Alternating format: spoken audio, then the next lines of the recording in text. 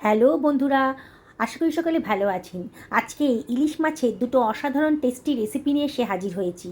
এক থালা গরম ভাত যে কোনো একটা রেসিপি দিয়ে আপনি শেষ করে ফেলতে পারেন। চলুন তাহলে বানিয়ে ফেলি। 4 পিস মাছকে সামান্য একটুখানি হাফ টেবিল চামচ মতো লবণ দিলাম, আর হাফ টেবিল চামচ মতো হলুদের গুঁড়ো দিলাম, 1 টেবিল চামচ তেল দিলাম। সেটা কিন্তু আমি ভিডিওতে দেখাতে পারলাম না, সেটা মিস হয়ে গেছে, সরি। এবার তেল, হলুদ আর লবণটাকে খুব ভালো করে মাছের গায়ে মাখিয়ে নিলাম।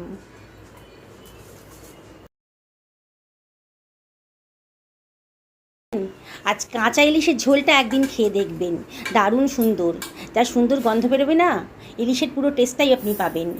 1 টেবিল চামচ মতো সর্ষে দানা একটা মিক্সার গ্রাইন্ডারে দিয়ে দিলাম, আর দিয়ে দিলাম 1 টেবিল চামচ মতো গোটা জিরে, দিয়ে দিচ্ছি 4খানা কাঁচা লঙ্কা, আর 2খানা শুকনো লঙ্কাও দিয়ে দিলাম, আর দিয়ে দিচ্ছি হাফ টেবিল চামচ মতো লবণ, দিয়ে এটাকে গ্রাইন্ড করে নিচ্ছি।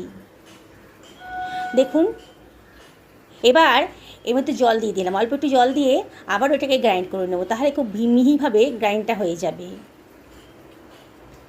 দেখুন, এবার কিন্তু খুব সুন্দরভাবে একটা স্মুথ পেস্ট তৈরি হয়ে গেছে। এটাকে সরিয়ে রাখলাম। কড়াইতে এই জল গরম করতে দিয়ে দিয়েছি, তার মধ্যে দিয়ে দিলাম হাফ টেবিল চামচ মতো হলুদের গুঁড়ো। লবণটা দিলাম না, মাছের গায়ে অনেকটা লবণ মাখিয়েছি, আবার মশলা যখন গ্রাইন্ড করেছিলাম তখন অনেকটা লবণ দিয়েছি। যে মশলাটা গ্রাইন্ড করেছিলাম সেটা দিয়ে দিলাম, আর গ্রাইন্ডারটা ধুয়ে অল্প জলও দিয়ে দিলাম। এবার এটাকে ফুটতে দিচ্ছি।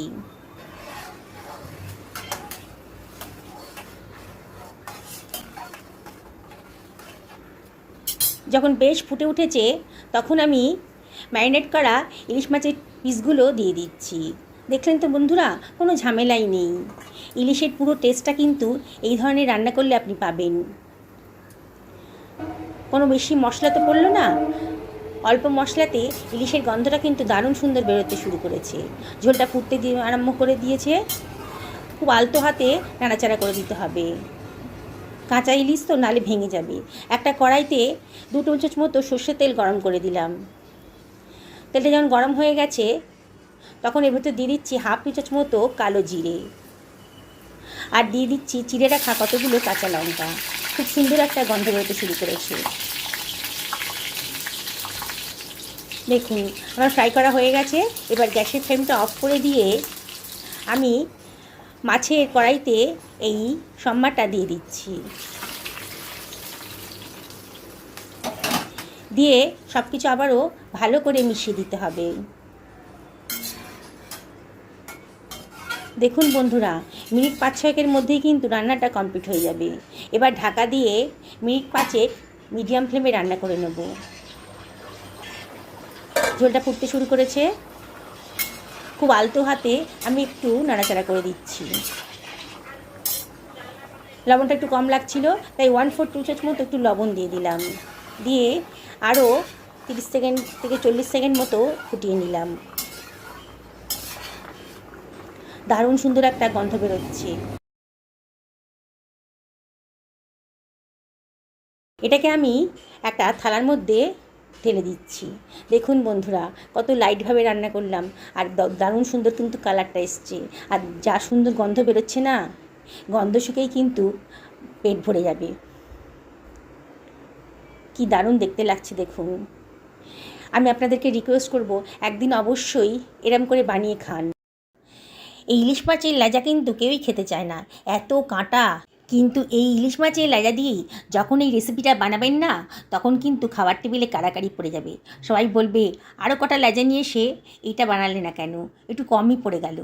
আমি 2খানা ইলিশ মাছের লেজা ছিল, এর ভেতরে সামান্য একটুখানি লবণ, হলুদের গুঁড়ো আর একটু লঙ্কা গুঁড়ো দিয়ে ভালো করে মাখিয়ে নিলাম।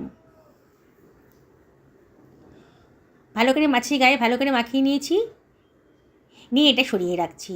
2খানা মাঝারি সাইজের পেঁয়াজ নিয়ে নিলাম।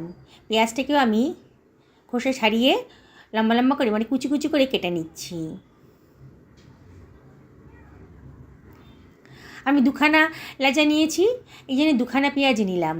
আপনারা যদি লেজার সংখ্যাটা বাড়ান কিংবা ইলিশ মাছের পিসের সংখ্যা বাড়ান, তাহলে পেঁয়াজের পরিমাণটাও কিন্তু একটু বেশি করে দেবেন, তাহলে কিন্তু দারুণ টেস্ট আসবে।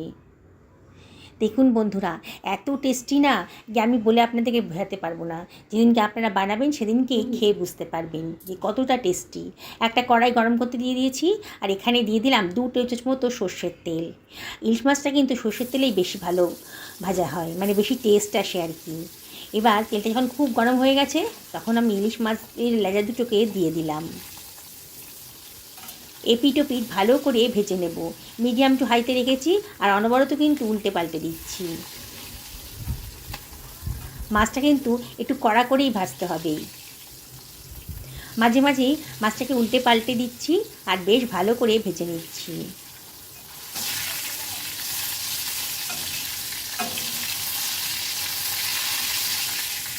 দেখুন, খুব সুন্দর করে কিন্তু ভাজাটা হয়ে গেছে।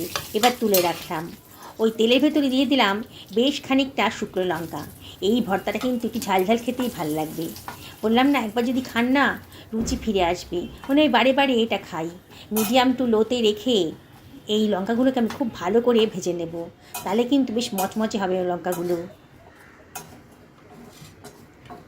দেখুন, কালারটাও চেঞ্জ হয়ে গেছে। এবার লঙ্কাগুলোকে আমি অন্য একটা পাত্রের ভেতর তুলে রাখছি। এবার ওই তেলের ভেতরে আমি দিয়ে দিচ্ছি 1/4 টেবিল চামচ মতো কালো জিরে। খুব সুন্দর একটা গন্ধ বেরোয় সরষের তেলের সঙ্গে কালো জিরে দিলে পরে। আর এর ভেতরে আমি দিয়ে দিচ্ছি কেটে রাখা পেঁয়াজ কুচিটা, আর দিয়ে দিচ্ছি সামান্য একটুখানি হলুদের গুঁড়ো, জাস্ট কালারের জন্য। এবার আমি সব কিছু ভালো করে মিশিয়ে নিচ্ছি। ভালো করে ফ্রাই করে নেব। গ্যাসের ফ্লেমটা এবার মিডিয়াম টু হাইতে করে দিয়েছি, আর অনবরত নেড়ে চেড়ে পেঁয়াজটাকে আমি খুব ভালো করে ভেজে নেব। দেখুন, পেঁয়াজের কালারটা কিন্তু বেশ চেঞ্জ হয়ে গেছে। পেঁয়াজটা ভাজা হয়ে গেছে। এবার গ্যাসের ফ্লেমটা আমি অফ করে দিলাম। এবারে 2খানা কাঁচা লঙ্কা দিয়ে দিলাম। কাঁচা লঙ্কাটা দিলে পরে কিন্তু দারুণ সুন্দর একটা টেস্ট আসে। গ্যাসের ফ্লেমটা অফ করে কাঁচা লঙ্কাটা দিয়ে একটু নাড়াচাড়া করে নিচ্ছি। ওই গরম অবস্থাতেই কিন্তু কাঁচা লঙ্কাটা একটু ভাজা ভাজা মতো হয়ে যাবে। দেখুন, হয়ে গেছে। এবার গ্যাসের ফ্লেমটা অফ করে দিলাম। ভাজা মাছগুলো ঠান্ডা হয়ে গেছে। এবার একটা ভারী কিছু দিয়ে চাপ দিতেই কিন্তু কাঁটাগুলো খুব ভালোভাবে বেরিয়ে আসবে। দেখুন আমি কীভাবে করছি।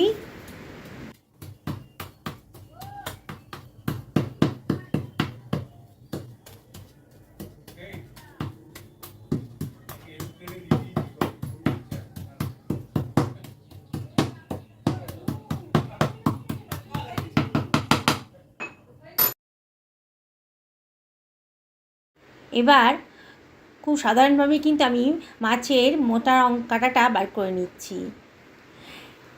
মাছের ছোটো ছোটো কাঁটাগুলো বাছতে একটু কষ্ট হয়, কিন্তু এত টেস্টি খাবার যে তৈরি হয়ে যায় না, তাতে আর তখন কষ্টটাই কষ্ট বলে মনে হয় না।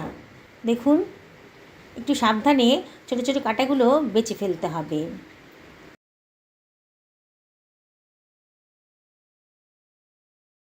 একটু ধৈর্য ধরে কাঁটাগুলো সব বেছে নিচ্ছি।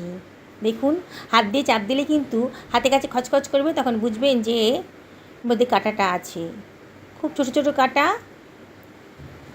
এইভাবে আমি সমস্ত কাঁটাগুলোকে বেছে ফেলে দিচ্ছি।